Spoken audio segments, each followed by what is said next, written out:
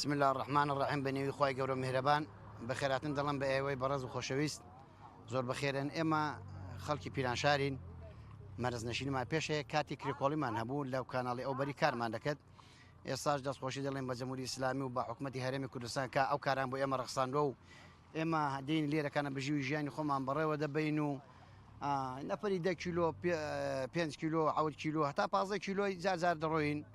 مثلا جەمعەتی لێرە کاسپێکی دەکا و الحەمدولله ئەوەش وەزعیەتی خەڵکیەکە زۆر خەڵکی ئیجارە نشینە، زۆر خەڵکی فەقیرە، بژیوی ژیانیان لەسەر ئێرەکانەیە.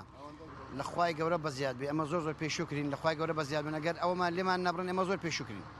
ئێمە سپاسی خوای گەورە دەکەین کە ئەو کارە بۆ ئێمە ڕەخسەوە. ئێستا مەگە ئەو کارە نەبا دەبووە یەکچۆ با کارێسەوان، یەکچۆ با کارگەر، یەکچۆ با کرێکۆڵە لە کرێکۆڵە دەکوژرا، یەکچۆ با قاچاغیە. بەڵام ئێستا بەهۆی کە ئێرەکانە هەیە جەمعەت دێت ئێرەکانە بژیوی ژیانی خۆی پەیدا دەکات، جا کەم یان زۆر. دەبێت سپاسی خوای گەورە بکەین، لە خوای گەورە بەزیاد بکە، کەم و زۆر شکر بۆ خوای گەورە.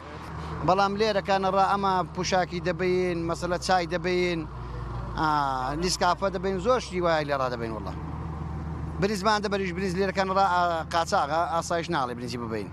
وەڵڵا ئێمە بە پاسەپۆرت دێین، هەموو پاسپۆرتی خۆی پێ و هەموو ئەو مەرزنشینەوەی کە مەرزنشینی هەبێت و کاتی کۆڵبەری هەبێ و مەرزنشینی هەبێ ئەوە مەرزنشینی پارەی نادا. بەڵام ئەوەی کە مەرزنشینی نەبێ دەبێ ئەوڵە کەرتەکەی 470,000 تێلەکە، دوای 670,000 تێلەکە ئەو زە دەڕوا بۆ سەرێک.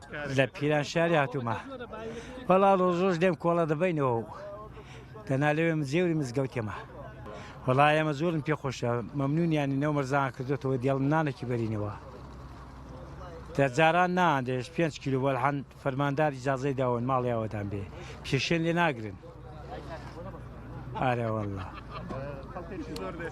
ئارە وەڵڵای ڕۆژانە وەڵڵای زۆر دێ 400 500 600 نەفەرەوە.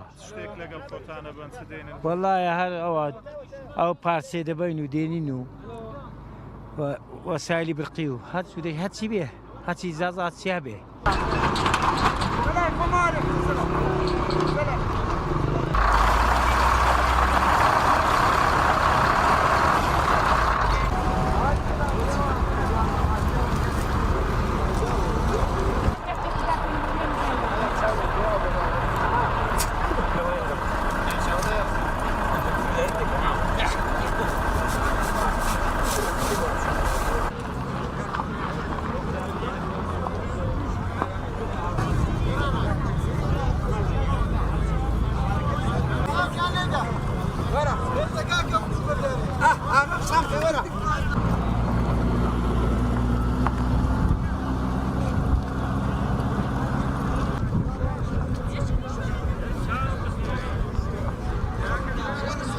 ئێمە لە پیرانشار ڕاهاتوین بەس کاری کۆڵبەری دەکەین.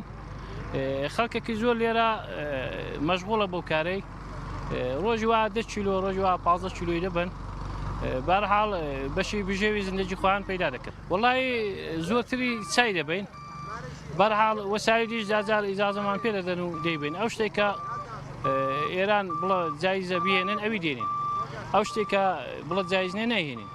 وەڵی سووتێکی نێ سووتەکەی چی خۆ 400 من دەکەی 400 مەژ بەشم دیشکێکی ناکە هەدەشی دێەوە و ئەسن ئەزیشی چینە چێژشکی نیە. وەڵای لێر پوشاک دەبن، سابوون دەبن، شامپۆ دەبن، هەروە بێتەوە هەزم بە ئەزورت چ دەبن، چای دەبن. چاکە باشە بەڵام ئەویش ئەشیان خراکی دەڵانکەش پۆلیویش نایدە. هەرێ وڵای چاکە سرف دەبێ بەڵانی دی بۆ کۆڵبەرەکەی ئیسفادەی زۆر نییە، فەقەت بۆ تازرەکان تازەکانیش هەموو مەنفعاتەکە بۆ تازرەکانە.